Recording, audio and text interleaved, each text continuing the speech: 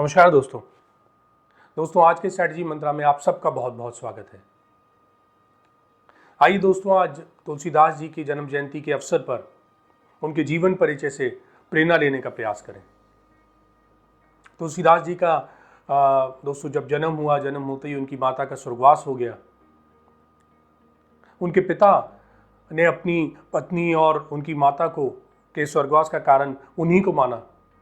और उन्होंने निश्चय लिया कि वो इस बच्चे को अपने पास नहीं रखेंगे, इसका पालन पोषण नहीं करेंगे। जब ये दाई को पता लगा जिनके माध्यम से उनका जन्म हुआ था, उन्होंने ये निश्चय लिया कि वो उनका पालन पोषण करेंगी और वो पूरे स्नेह से इस बच्चे को अपने पास रखेंगी। और वो तुलसीदास जी को अपने साथ अपने घर ले आई और उन्होंने उनका नाम राम बोला रखा। उनके पूरे घर वालों ने, उनके पति, उनकी सास, उनके सब घर वालों ने इस बात का बहुत विरोध किया कि क्यों वो एक ऐसे शिशु का पालन पोषण करना चाहती हैं, क्यों वो उनको अपने पास लेके आई हैं जिनके जन्म लेते ही उनकी माता का स्वर्गवास हो गया, उनके पिता तक उनको अपने पास नहीं रखना चाहते, तो वो क्यों उस बच्चे को अपने पास रखना चाहती हैं। बट उन्होंने कहा क्योंकि उनके माध्यम से इस बच्चे का जन्म हुआ था, तो उनका भाव, उनका स्नेह इस बच्चे में है, शिशु में है, और जो भी कुछ हुआ उसमें इस शिशु की क्या गलती। तो वो अपना पूरा प्रेम, पूरे स्नेह से अपने बालक की तरह शिशु का पालन पोषण करेंगी। और ऐसा ही हुआ, उन्होंने उनको पूरे स्नेह और पूरे भाव से उनका पालन पोषण करना प्रारंभ किया। कुछ सालों बाद एक दिन ये समाचार उनको मिला कि जो उस शिशु के पिता थे उनका स्वर्गवास हो गया है। और उसके कुछ ही दिनों बाद एक और समाचार मिला कि उनकी जो माता है, जो दाई हैं माता तुल्य, उनका भी स्वर्गवास हो गया। जब उनके परिवार वालों ने देखा कि उनके पिता भी अब नहीं रहे हैं और उनकी जो माता तुल्य दाई हैं उनका भी स्वर्गवास हो गया है, तो उनकी दाई के परिवार वालों ने उनको घर से बाहर निकाल दिया और ये बोला कि अब आपका इस घर में कोई स्थान नहीं है। वो गली गली भटकते, अलग अलग जगह पे जाते और किसी तरीके से अपना निर्वाह करते। भिक्षा में कहीं कुछ खाने को मिल जाता वो लेते, कहीं मंदिर में, कहीं और जगह पे उनके खाने को मिल जाता वो लेते और अपना निर्वाह करते। ऐसे ही घूमते घूमते इधर से उधर जाते। ऐसे ही भटकते हुए वो एक दिन सरयू घाट पे पहुँचे, संगम घाट पे पहुँचे सरयू के, जहाँ पे नरहरि दास जी का आश्रम स्थित था। वो उनके आश्रम में वहाँ पे पहुँचे और जब उनके आश्रम में गए, उन्होंने वहाँ पे स्थान लिया और वो कुछ दिन वहीं पे रुक गए। और उसी दौरान उन्होंने देखा कि प्रतिदिन जो नरहरि दास जी थे, जो गुरुजी थे, वो प्रतिदिन श्री राम का पाठ करते, श्री राम की कथा करते, और जो भी लोग वहाँ पे उपस्थित उस आश्रम में थे या जो बाहर से आते थे वो सब श्री राम की कथा को सुनते। जब कुछ दिन लगातार तुलसीदास जी ने श्री राम की कथा सुनी तो उनको श्री राम के प्रति भाव उनके दिल में पैदा हो गया, एक स्नेह उनके दिल में पैदा हो गया। उन्होंने वो नरहरि दास जी के पास पहुँचे और उन्होंने कहा, उनको अपनी पूरी कथा सुनाई और उनको बताया कि वो श्री राम के बारे में और जानना चाहते हैं और वो जानना चाहते हैं उनके जीवन के बारे में, उनके परिचय के बारे में पूरा ज्ञान लेना चाहते हैं। उनका प्रेम, उनकी जो भावना है वो जागृत हो गई है श्री राम के लिए। नरहरि दास जी ने भी उनको बहुत ही स्नेह से उनको स्वीकार करा और उनको प्रारंभ करा कि वो श्री राम के बारे में वो वहीं उनके आश्रम में रहें। उन्होंने उनको ये आज्ञा दी और प्रतिदिन श्री राम की कथा के साथ साथ जब भी उनको समय मिलता वो श्री राम के बारे में और ज़्यादा ज्ञान, और ज़्यादा उनका जीवन परिचय तुलसीदास जी को बताते। ऐसे ही काफ़ी वर्ष बीत गए और एक समय आया जब तुलसीदास जी को बहुत ज्ञान हो गया श्री राम के जीवन परिचय के बारे में। पूरा अगर हम बात करें जो श्री राम की जो कथा थी, जो उनका जीवन था उसके बारे में, और जब वो समय आया जब उनको लगा कि उनको बहुत ज्ञान हो गया है, सब उनको उनके बारे में, उनके जीवन के बारे में, उनके जीवन परिचय के बारे में सब पता है, सब ज्ञान है, तो वो अपने गुरु के पास गए। उन्होंने उनको बोला कि उनको आज लगता है कि श्री राम के बारे में उनको सब पता है और वो उनसे बहुत ही प्रभावित हैं। तो अब वो आगे चाहते हैं कि आगे उनको क्या करना चाहिए। तो उनके गुरु ने, नरहरि दास जी ने उनको दीक्षा स्वरूप ये आदेश दिया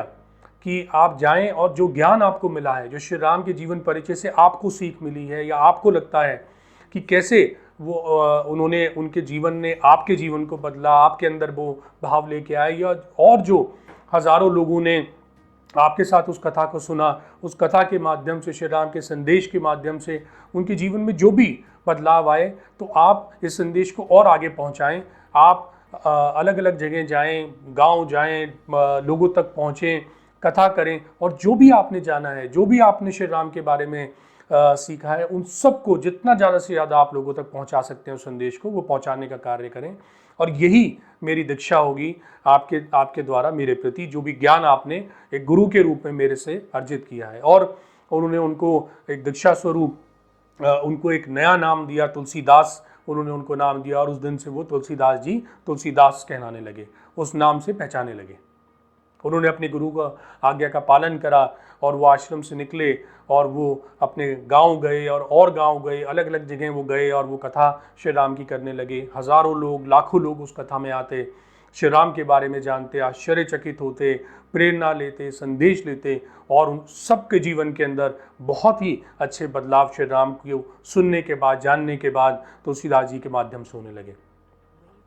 जब उन्होंने ये सब देखा कि श्री राम को सुनने के बाद, श्री राम के जीवन को जानने के बाद, उनसे प्रेरणा लेने के बाद लोगों को इतना बदलाव लग रहा है, इतना लोग उनसे जुड़ाव पैदा कर रहे हैं, तो उन्होंने वो और उनको लगा कि शायद कुछ और करने की ज़रूरत है। कैसे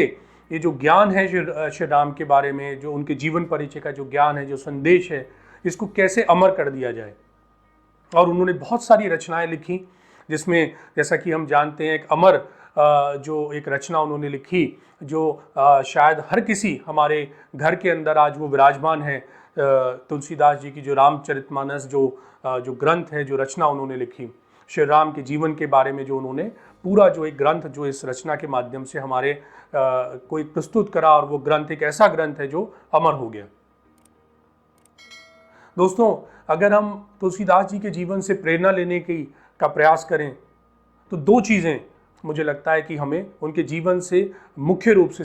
सीखनी चाहिए और मुख्य रूप से इस चीज़ को जानना चाहिए। सबसे पहला कि कई बार हम लोग अपने जीवन में देखते हैं कि बहुत सारे संघर्ष का हमें सामना करना पड़ता है, बहुत सारे चैलेंजेस आ जाते हैं, कुछ ऐसी स्थितियां आती हैं कि हमें हर तरफ निराशा नज़र आती है, और हमें लगता है कि शायद यही वो समय है कि हम जीवन में अब कुछ हासिल नहीं कर पाएंगे, आगे हमारे जीवन में क्या होगा, कैसे हम अपने जीवन में आगे बढ़ पाएंगे, क्या हम कुछ अचीव कर पाएंगे कि नहीं कर पाएंगे, हमें सफलता मिलेगी कि नहीं मिलेगी। लेकिन अगर हम तुलसीदास जी के जीवन को देखें तो उनका भी जो जीवन का अगर हम एक समय देखें तो बहुत कष्ट वाला समय था। उनके परिवार ने, उनके पिता ने उनको नहीं रखा, उनकी दाई ने उनको रखा, उनकी दाई का भी स्वर्गवास हो गया, उसके बाद उनका कुछ घर से उनको निकाल दिया गया। तो उनके पूरे जीवन को अगर हम देखें तो पूरा एक संघर्षपूर्ण उन्होंने अपने जीवन का एक एक समय था वो निकाला। लेकिन वो उसके लिए वो चलते रहे आगे, और कहीं निर्धारित था कि उनको कुछ एक महान कार्य करना है, और ऐसा कार्य उनके माध्यम से हुआ ईश्वर की कृपा से कि आज उनके द्वारा रचित रचनाएं, उनके द्वारा रचित इतने जो ग्रंथ हैं वो सब अमर हो गए, जिनके माध्यम से वो भी आज अमर हो गए। वो आज तक वो हर एक घर में विराजमान है, उनके ग्रंथ हर एक घर में विराजमान है, जिनके माध्यम से उनके जो विचार हैं, उनकी जो ज्ञान उनको मिला, वो सब उन्होंने अमर कर दिए। तो दोस्तों, हम भी इस चीज़ से प्रेरणा लें कि जीवन में कभी भी अगर ऐसा कोई समय आए जो निराशा का दौर हो, बहुत सारे चैलेंजेस हमारे सामने हो, तो बिल्कुल निराश ना हो, उस चीज़ को, उस समय को फेस करें, उसको निकलने दें, कोशिश करें कि कैसे हम लोग उस चैलेंजेस को फेस कर सकते हैं, कैसे अपने अवेलेबल रिसोर्सेज, अपनी स्ट्रेंथ के साथ हम लोग उस चैलेंजेस से को जीत सकते हैं, या उस चैलेंजेस को जो समय है उसको आगे निकाल सकते हैं। हो सकता है कि आने वाले समय पे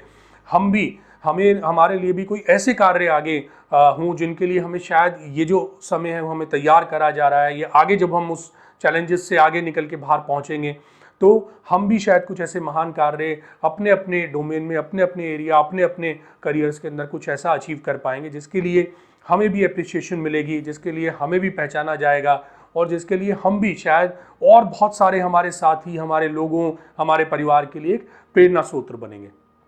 और दूसरी प्रेरणा दोस्तों,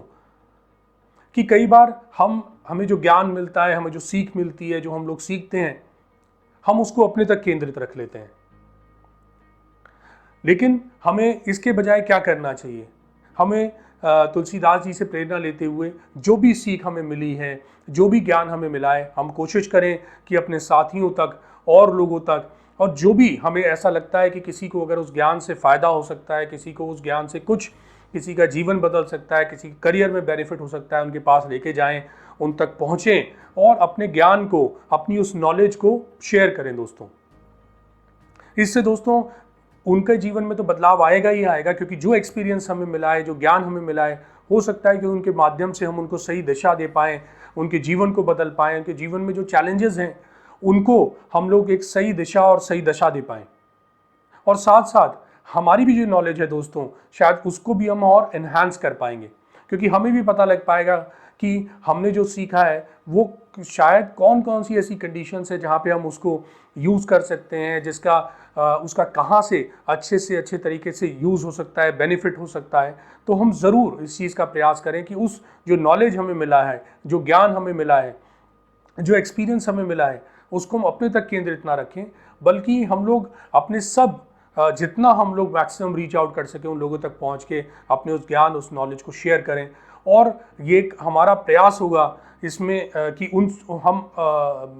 सब लोगों की जिन तक ये ज्ञान, ये नॉलेज पहुंचेगा, शायद उनके जीवन में हमारे माध्यम से कुछ प्रेरणा, कुछ बदलाव आ सके, उनके जीवन को एक सही दिशा मिल सके। तो दोस्तों, आज तुलसीदास जी की जन्म जयंती पे आइए हम सब मिलके उनको याद करते हैं, उनसे प्रेरणा लेते हैं और अपने जीवन में भी एक संकल्प लेते हैं कि कभी भी कोई चैलेंजेस आएंगे हम लोग उसको फेस करेंगे,